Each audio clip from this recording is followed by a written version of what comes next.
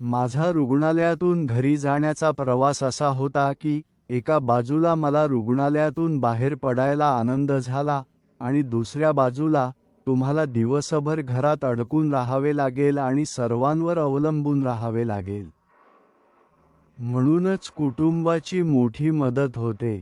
माझी मुलगी आणि नातवंडे तिथे असल्याने त्यांनी तुमचे लक्ष त्या अवस्थेतून हटवले कारण मुलांना काही फरक पडत नाही.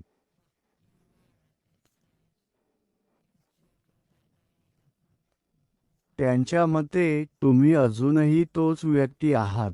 मला काही काळ व्हीलचेअरची गरज होती. माझ्यासाठी कोणीतरी आंघोळ करायला हवी होती, बाथरूम, टॉयलेटमध्ये फिटिंग्स करायला हवे होते, अगदी पलंगावरून उठायला हवे होते, हे सर्व करायला हवे होते. माझ्याकडे चालण्याची काठी नव्हती आणि अनेक वेळा मी भिंतींवर, मार्गांवर धडकत असे. आणि हेच तुम्हाला भीती वाटते कारण तुम्हाला माहीत नाही की कोपऱ्याच्या पलीकडे काय आहे, पण तुम्ही ते बाजूला ठेवता आणि फक्त पुढे जात राहता आणि प्रत्येक पाऊल तुम्ही घेतले की तुम्ही अजूनही मी चालताना पाय योग्यरित्या ठेवण्यावर, योग्यरित्या उचलण्यावर, घसरू न देण्यावर लक्ष केंद्रित करतो. मी अजूनही 4 वर्षांनंतर तेच करतो, त्यामुळे ते फक्त चिकाटी आहे. स्ट्रोकपूर्वी आणि आता माझ्या अपेक्षा बदलल्या आहेत कारण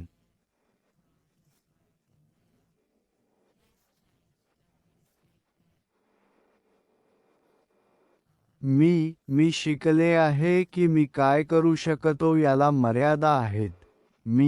होय, मला माहीत नाही. मला वाटते की फक्त एक दिवस एका वेळी जगा. अनेक वेळा मला म्हणावे लागले, फक्त हा क्षण जाऊ द्या आणि पुढच्या क्षणाची, पुढच्या तासाची, पुढच्या दिवसाची वाट पहा. कधी कधी तुम्हाला सोडून द्यावे लागते आणि तुमच्या आशा उंच ठेवा. माझा पहिला वर्ष सर्वात वाईट होता कारण ते म्हणतात की पहिल्या स्ट्रोकनंतर मरणाऱ्या लोकांचे प्रमाण चांगले नाही, त्यामुळे ते मला चिंतित करत होते. तो वर्ष संपेपर्यंत आणि मग मी विचार केला, अरे, ठीक आहे, तुम्हाला माहीत आहे.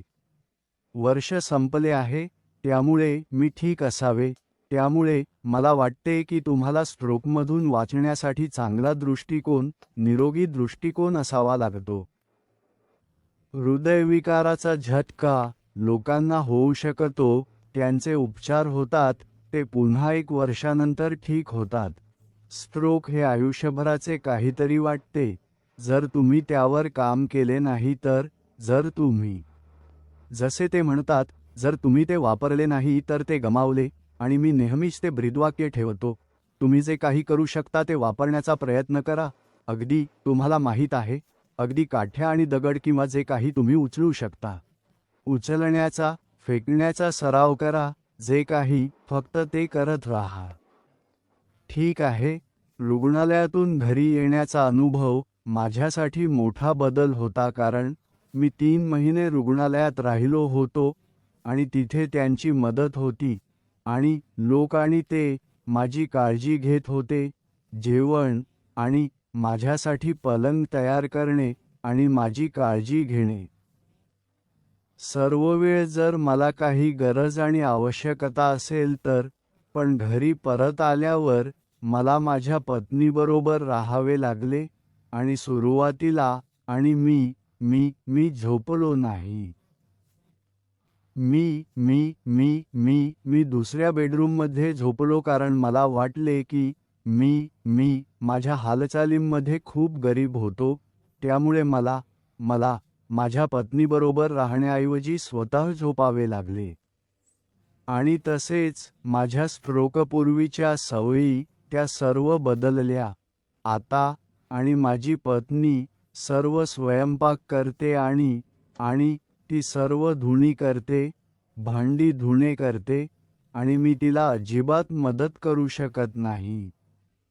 आणि त्यामुळे मला वाटले की मी खूप निष्क्रिय होतो आणि सर्व काही मला माझ्या पत्नीचे ऐकावे लागते. मी पूर्वी जसे करायचो तसे नाही. फक्त जेव्हा मी रुग्णालयातून बाहेर आलो तेव्हा तीच वेळ होती जेव्हा मी निराश झालो, कारण ते फक्त, तुम्हाला माहीत आहे, मी नुकताच स्ट्रोक झाला होता. मी या सर्व औषधांवर होतो. मला माहीत नव्हते की काय करावे आणि तुम्हाला कसे माहीत आहे, आणि मी किती दूर जाऊ शकतो. जसे चालायला जाणे ते चांगले आहे का? म्हणून ते खूप तणावपूर्ण होते. तुम्हाला माहीत आहे, विशेषतः जेव्हा तुम्हाला माहीत आहे की तुम्ही बोलू शकत नाही, तुम्ही तुमचा उजवा हात वापरू शकत नाही, तुम्हाला माहीत आहे. त्यामुळे ते त्रासदायक होणार आहे. ते खरोखरच होते आणि माझ्यासाठी होते. आणि जसे मी म्हणालो, जर काही असेल तर आम्हाला ते स्वतःच पार करावे लागले. आणि एकमेकांना खरोखरच सांगावे लागले, ठीक आहे, हेच आपण करणार आहोत, पार पाडण्यासाठी, आहे ना? म्हणूनच आम्हाला ते करावे लागले. उद्दिष्टांसाठी जाण्याऐवजी मी फक्त दिवसेंदिवस घेतले. आणि प्रत्येक दिवस फक्त गेला, तो फक्त गेला. प्रत्येक दिवस फक्त एक चांगला दिवस होता. ते असे होते, होय, ठीक आहे, ते चांगले आहे, आपण हे पुढच्या दिवशी करू. तुम्हाला माहीत आहे, जसे माझ्या मुलीला सांगणे, तू येऊन मला धुण्याची मदत करू शकतेस का? आणि मग ती म्हणेल, नाही, चला, तू करू शकतेस आई. आणि मग होय, माझ्यासाठी ते असे होते, होय, मी करू शकते, किंवा तू करू शकतेस, मी करू शकते. त्यामुळे ते फक्त मूलभूत गोष्टींवर परत जाणे होते, आहे ना, माझ्यासाठी, तुम्हाला माहीत आहे. ते खरोखरच होते. त्यामुळे आणि ते माझ्यासाठी कठीण होते, कारण मी आधीच मूलभूत गोष्टी शिकले होते, तुम्हाला माहीत आहे, आणि माझ्या सर्व मुलांना जन्म देणे. पण मला पुन्हा मूलभूत गोष्टींवर परत जावे लागले, तुम्हाला माहीत आहे, पुन्हा धुण्याचे कसे करायचे ते जाणून घेणे, माझे नाव, माझा फोन नंबर कसा सांगायचा हे जाणून घेणे. त्यामुळे ते सर्व मूलभूत गोष्टींवर परत जाणे होते. जेव्हा मी रुग्णालयातून बाहेर आलो, होय, मी खरोखर घाबरलो होतो, कारण मला माहीत होते की मी घरी परत येत आहे आणि आमच्याकडे मोठे घर होते.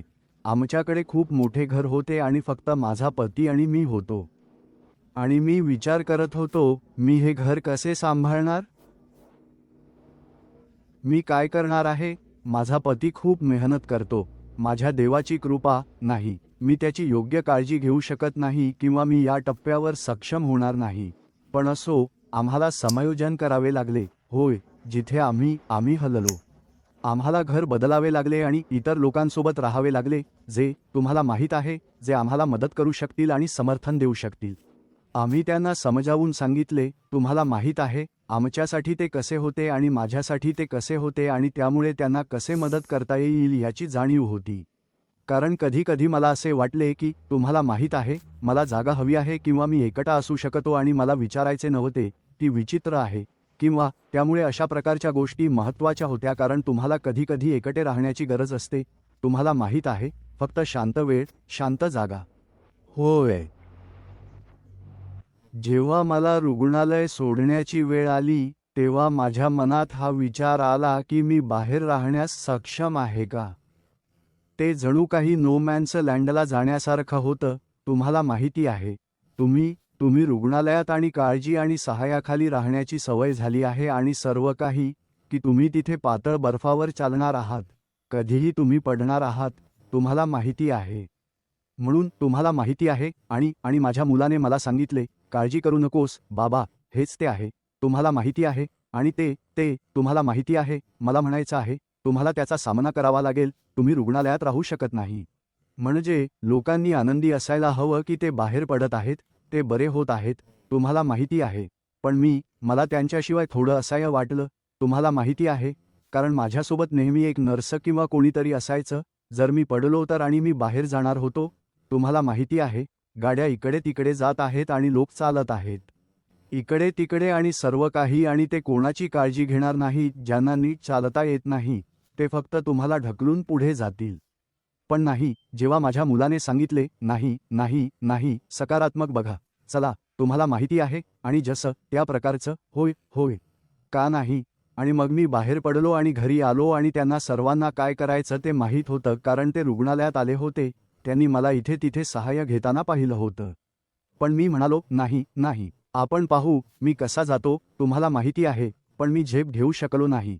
त्यामुळे मी त्यांच्याशिवाय मी हुशार होण्याचा आणि गोष्टी स्वतः करण्याचा प्रयत्न करणार होतो, पण नाही. आणि त्यामुळे माझी मुलगी किंवा माझा मुलगा जो कोणी आसपास असेल तो मला अनेक गोष्टींमध्ये मदत करायचा, तुम्हाला माहिती आहे. आणि जस वेळ गेला तस मला आत्मविश्वास आला आणि मग तुम्हाला माहिती आहे, तुम्हाला सर्व काही बाजूला ठेवून पाहावं लागतं. तुमचं लक्ष्य काय आहे यावर लक्ष केंद्रित करावं लागतं. स्वतःच्या पायावर उभं राहण्याचा प्रयत्न करावा लागतो आणि तुम्हाला माहिती आहे, सहाय्याशिवाय तुम्हाला माहिती आहे. आणि आतापर्यंत ते काम करत आहे. बरं, घरी येण्याची मी वाट पाहत होतो. कसं व्यवस्थापन करणार होतो याचा विचार केला, पण मी ते स्वतः करण्याचा निर्धार केला होता, जितकं शक्य तितकं. म्हणून मी आलो, रुग्णालय सोडलं, गाडीत बसलो, गाडीकडे चाललो आणि गाडीत बसलो आणि विचार केला की हे चांगलं आहे. मी घरी चाललो आहे. मला रागही आला की हे माझ्यासोबत घडलं, पण मला माहीत होतं की मी काही करू शकत नाही. ते घडलं होतं, मी त्याबद्दल काहीही करू शकत नव्हतो. एकदा घरी आलो की मी बराच काळ स्थिर झालो.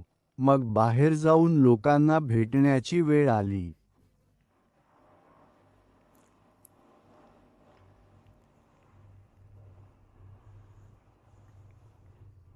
ते खूप कठीण होतं.